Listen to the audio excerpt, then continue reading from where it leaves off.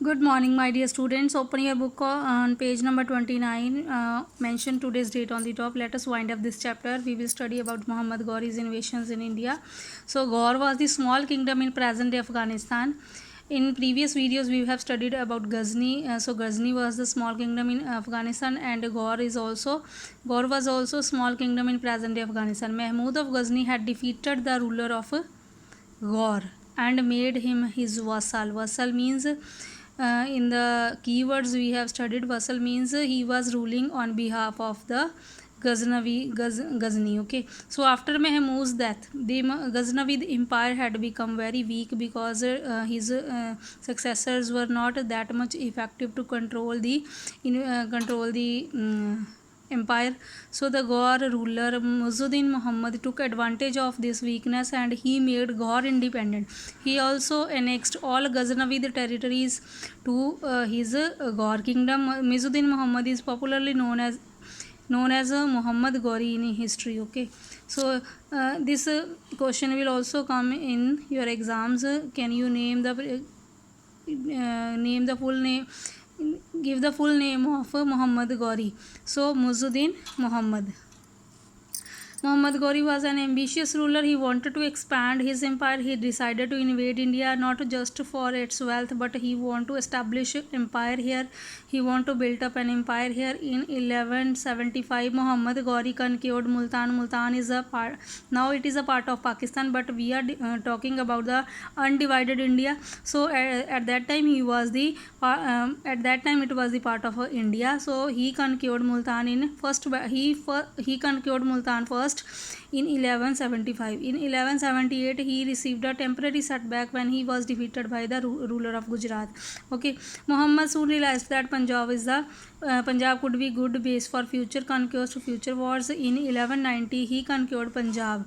So the Rajput ruler of the neighboring kingdoms of Delhi and Ajmer, Prithviraj Chauhan, prepared to face him. Okay, so after that he fought two wars with Prithviraj Chauhan, the first the Rajput ruler of India at that time.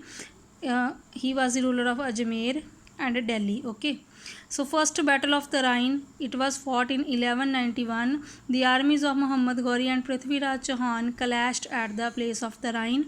So Muhammad Ghori was defeated in this battle.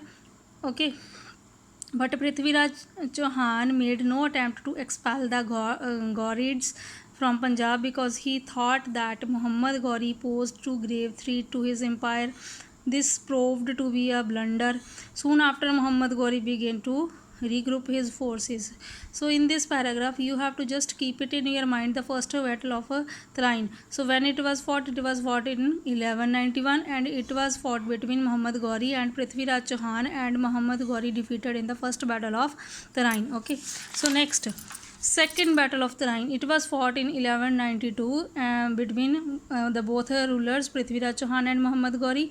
So in this battle, Prithviraj Chauhan in this battle Muhammad Ghori got victorious because this time Muhammad's army was better prepared. So Prithviraj appealed to the neighboring kings of India to help.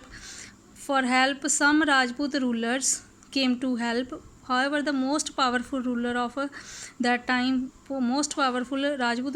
that time, Raja Jayachandra of Kannauj, did not participate in the battle. He stayed away. He did not came for help of Prithviraj Chauhan. So Prithviraj was defeated in the second battle of the Rhine and he was captured.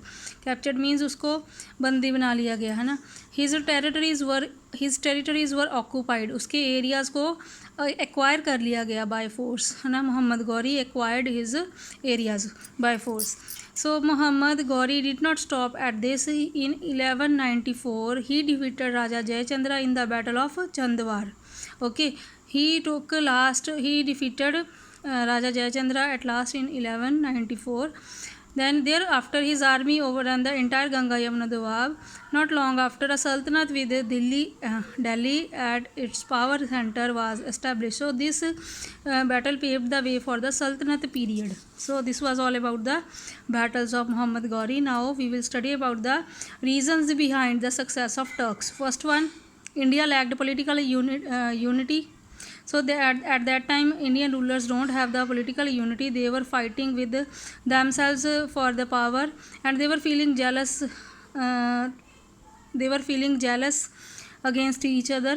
So all the Rajput rulers, they failed to unite even in the face of a foreign enemy. So political disunity helped the Turks to defeat the rulers easily. Okay. Second point, Indian rulers kept small armies.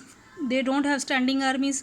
The bulk of the army was under the control of feudal chiefs. So this made the rulers dependent on the feudal lords. So further, such armies were more loyal to the feudal lords than to the rulers. So this weakened the power of the rulers. Next, India was scientifically backward. So no progress had been made in the military field, and for the warfare techniques.